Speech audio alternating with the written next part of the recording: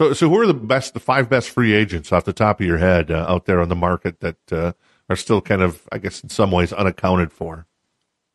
God, that's a good question. You know, the free agent class is stacked this year compared to other years.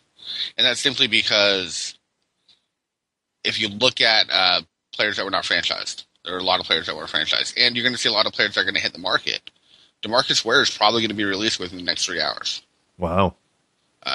Any other year, he's probably the number one free agent. He had a bad year last year, but that's because Dallas switched from the 3-4 to the 4-3, and he was playing defensive end instead of outside linebacker. So you'd be looking at Ware. Obviously, Darrell Revis when he hits the open market.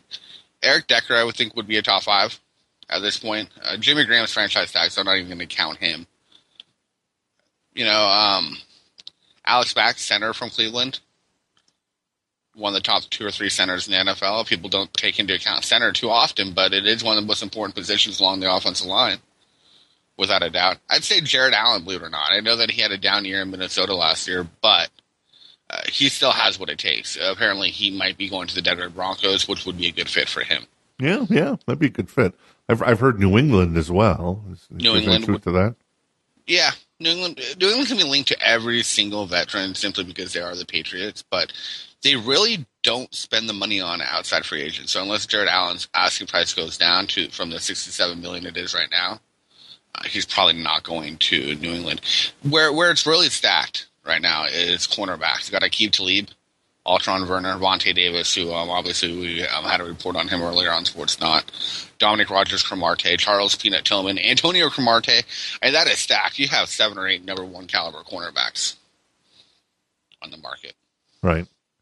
Would you agree with this fact or fiction? Basically, we'll do it from your article here. Fact or fiction? Jared Allen's sack, quote unquote, dance, the hog tie, is the greatest sack performance of all sack performances.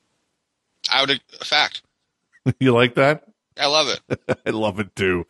That's why I am sad to see Jared Allen leave the Vikings. And that's the only reason, right?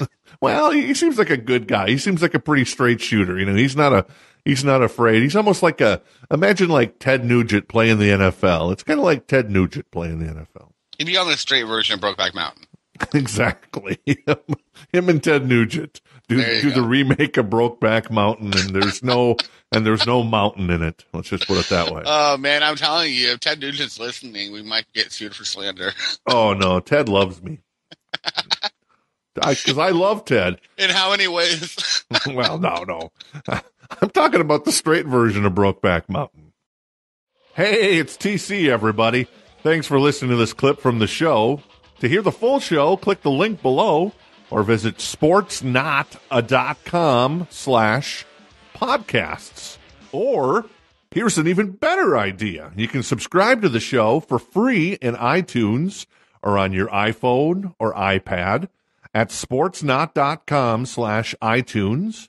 If you're on an Android device from Samsung, Amazon, or Google, you can subscribe for free in the Stitcher app at sportsnot.com/Android. You can also find us on SoundCloud or in the app called Swell, which is available on your Android or iOS phone. I'll see you in the emergency room.